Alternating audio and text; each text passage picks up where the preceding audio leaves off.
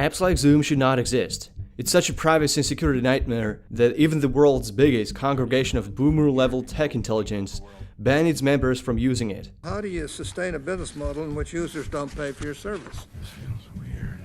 This feels wrong. Senator, we run ads. Imagine being a Zoom executive, watching your company grow into a global meme, and then see it all crumble as Elon Musk bans its use at SpaceX because of privacy and security concerns. Zoom is so bad at this right now that its top executives are being sued by their own investor for lying about its encryption, concealing security issues, and hiding data sharing practices.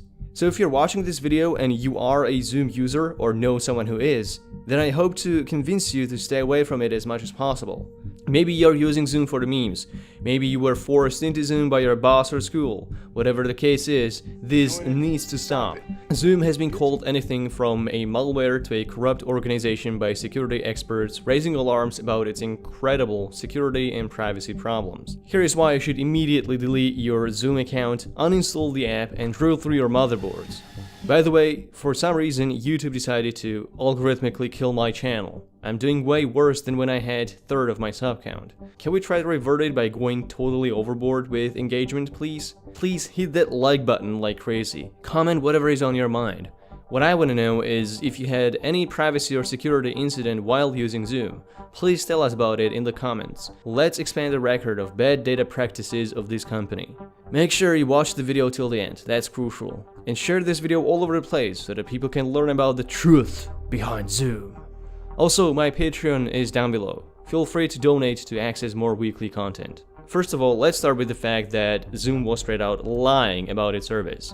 In its white paper, Zoom stated the support for end-to-end encryption was available to hosts to establish secure meetings. But a Zoom spokesperson later revealed in a comment to The Intercept that no E2E encryption was available nor possible for video meetings in Zoom. The only video encryption Zoom is using is a standard TLS encryption that's common on most websites with HTTPS connection.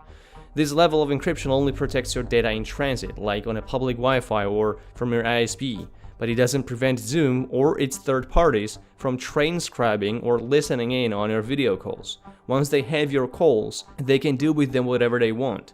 Transcribe them, sell them, monetize them, and when a company holds your data, their record of handling it is important.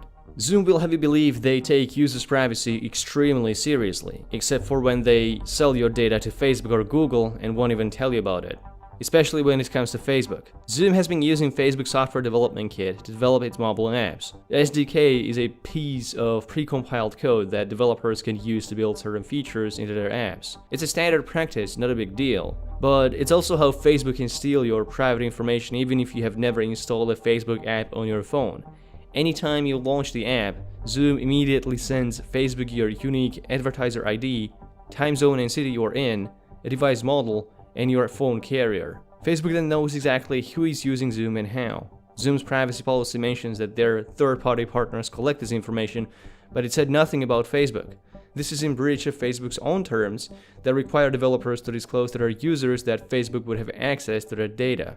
So in a way, you could say that Zoom has worse standards at dealing with user privacy than Facebook, which is already bad enough. Now, Zoom has since removed the Facebook SDK from their app, after pretending they didn't know Facebook was collecting all of that data. But the issue of bad data practices still remains. Zoom tries the traditional appeal to the privacy crowd when they say, Zoom does not mine user data or sell data of any kind to anyone. But then they are trying to weasel their way out of it by twisting the definition of selling. Zoom doesn't think it is selling your data because when they send it to third parties, they do not receive direct payments in exchange. Zoom does admit they are using third-party trackers to improve advertising experience with whom they are sharing your data. So in other words, Zoom is selling your data to other companies not for money, but to serve ads for which they earn money. That's like me saying I don't earn money from my videos because I release them for free. This is important because it apparently worked with the regulators who designated Zoom as FERPA compliant. FERPA, or Family Educational Rights and Privacy Act, is a set of rules based on which colleges and schools choose software to work with their students. Zoom received FERPA designation because companies like it get away with self-regulating and defining what constitutes breach of privacy. on top of the privacy nightmare, Zoom comes preloaded with horrible security vulnerabilities. An ex-NSA hacker discovered recent bugs in Zoom that would let attackers take over MacBook microphones and webcams.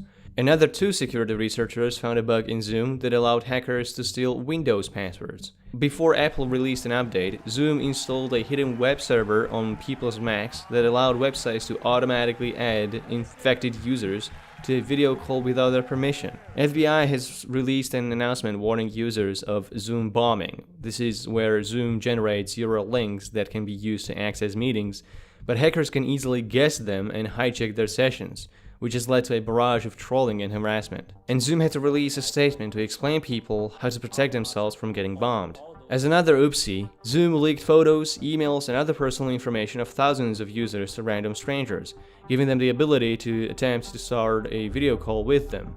This wasn't so much of a bug as it was a feature. Zoom automatically adds other people to a user's list of contacts if they share the same email domain, which makes sense if you use a company email, but it's a disaster if you sign up with your personal email account. And it's probably how Zoom managed to inflate their user count and create the illusion they are a leading and emerging video conferencing platform. While some of these features have been fixed and Zoom promised to improve its policies within the next 90 days, the app has some fundamental features that have been harshly criticized by privacy advocates. Zoom has an attention tracking feature that will let your boss know when you're not focused on the call window. Zoom doesn't notify participants that the host enabled attention tracking for their call. Zoom administrators have the ability to access contents of recorded calls, including video, audio transcripts, and chat files. For any video calls in their organization, they can see users' operating systems, IP addresses, location data, and device information.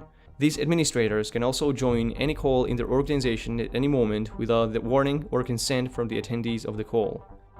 While some would find these dystopian features useful, others took a sharp turn on Zoom. The app use was officially banned by the UK's Ministry of Defence, New York City schools, and SpaceX, among many others. It only makes sense to ban the use of Zoom. If you have a business, you're potentially leaking your intellectual property or trade secrets to your competition. If you're a teacher and you force your students to use Zoom for online classes, you're exposing children's privacy to an advertising-based company with a horrible track record and putting them at risk of being hacked and harassed by strangers. Don't use Zoom. Don't use it for personal communication. Tell your boss they're exposing their business and employees to harm and abuse. Tell your schools to be responsible with children's privacy and use encrypted apps, preferably open source ones. In 2020, after so many scandals of mishandling of users' privacy, data breaches, and surveillance, apps like Zoom should not exist. They are a step backwards. Thank you kindly for watching. If you liked the video, please keep the engagement on this one as high as possible. I talked about Zoom to my patrons way ahead of this video, so if you like more up-to-date coverage, join my Patreon page. I also have Monero and Bitcoin wallets for anonymous donations. Thank you for your support.